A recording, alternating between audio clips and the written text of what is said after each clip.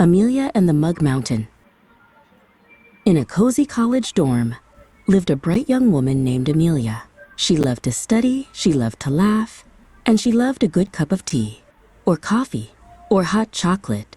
The problem was, she loved them all so much, she forgot about the mugs when they were empty. Soon, the mugs began to multiply. They appeared on her desk like tiny ceramic mushrooms after a rain. They lined her windowsill, forming a peculiar, lopsided skyline. Even her bed seemed to sprout a mug or two amongst the pillows.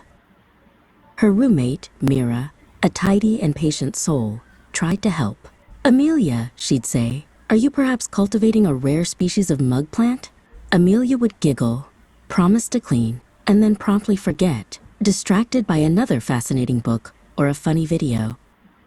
One morning, Amelia woke up with a brilliant idea for a new story.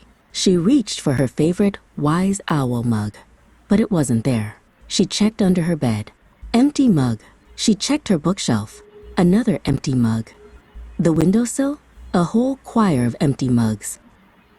She searched high and low, her quest for the wise owl mug becoming an epic adventure.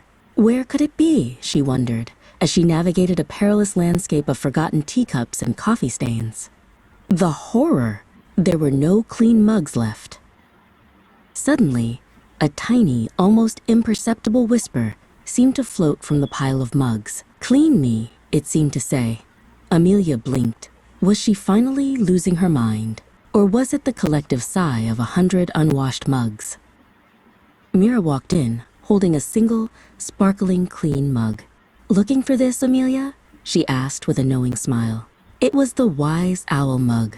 Mira had rescued it from the bottom of the pile, washed it, and placed it on Amelia's clean desk space. Amelia looked at the shiny mug, then at the mountain of dirty ones. A light bulb flickered on in her brain. "Mira," she declared, "I think it's time for a mug rescue mission." Mira grinned. "It's about time." Together, they gathered every single mug. They scrubbed and rinsed, giggled at the strange things they found. A forgotten biscuit crumb, a tiny, lost earring, and soon the sink was gleaming.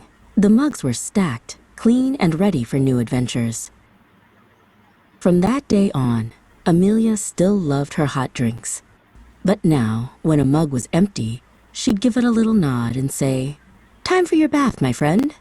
And her room, while still full of books and laughter, was wonderfully, delightfully mug-free.